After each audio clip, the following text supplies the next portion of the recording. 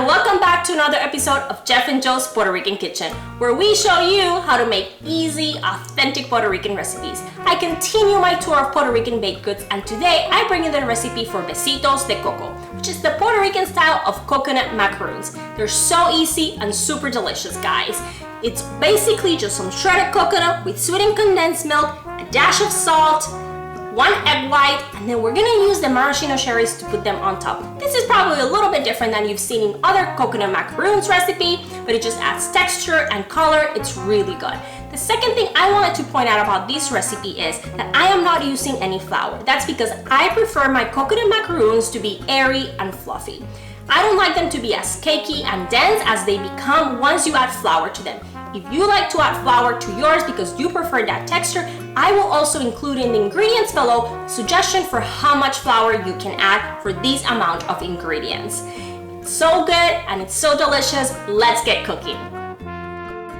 First, turn on your oven to 325 degrees Fahrenheit so it is warm by the time we're ready to bake.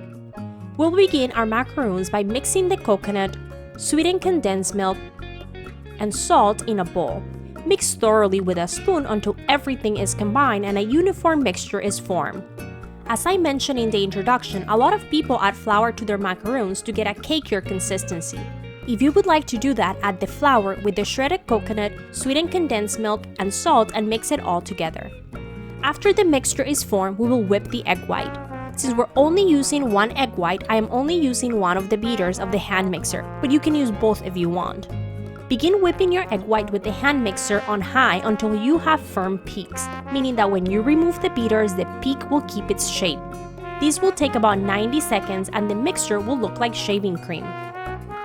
Once the egg white is ready, we will incorporate the egg white into the coconut mixture.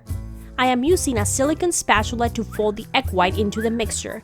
Try to be gentle, but you will need to make large folding motions as the mixture is pretty dense.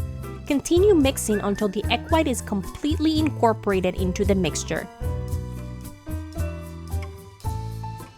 With our mixture ready, we're now going to form the macaroons. Start with a large baking sheet lined with parchment paper.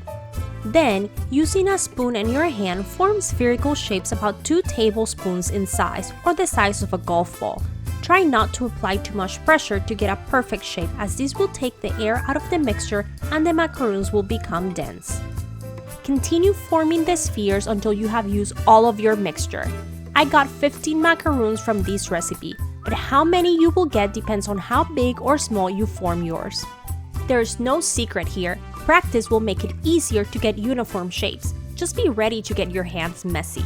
You could also try using a small ice cream scooper if you have one. Again, just be careful not to press too hard. After your macaroons are formed, place a cherry on top of each macaroon. Use your hands to do this, as it will make it easiest with the placement and also will prevent you from adding too much liquid from the cherries into the macaroons. Softly press the top of the macaroon as you place the cherry. If you're not a huge fan of cherries, you can certainly omit this ingredient, or you cut the cherries in half and only place half a cherry on each. Now you're ready to bake your macaroons. Place the baking sheet in the middle oven rack and set a timer for 10 minutes. After the 10-minute timer goes off, rotate the baking sheet to ensure that the macaroons are baked evenly. Then set another 10-minute timer. After the second timer goes off, take the macaroons out of the oven. Let them rest in the baking tray for about 3 minutes before placing them in a cooling rack. Then place all the macaroons in a cooling rack and let them cool completely before you taste them. Mine were cooled in about 10 minutes and I was so ready to dig in. Enjoy! Well, my mouth's watering just waiting to dig into this. So good. Crunchiness on the outside, soft, fluffy on the inside. So good. They're sweet, but not overly sweet. That flavor from the cherry just kind of drips through and just cuts a little bit through that old coconut flavor. Just so good. Memories of walking into a bakery in Puerto Rico. I'm looking at all the different things I wear, and I would usually be attracted to these because of those cherries on top. That color just kind of called my name. They would never disappoint. They're so good.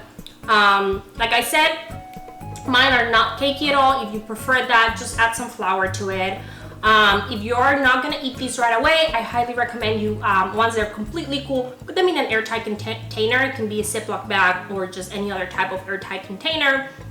Will probably keep good for 4 or 5 days. After that, they'll probably start getting a little bit too hard and dry. So really hope you enjoyed these. I love these recipes, so I hope you guys really try it. Let us know how it goes for you. And also, please subscribe to our channel if you haven't done that. Hit the bell button so you get notifications every time we issue a new video. And we'll see you again next week for another episode of Jeff and Joe's Puerto Rican Kitchen.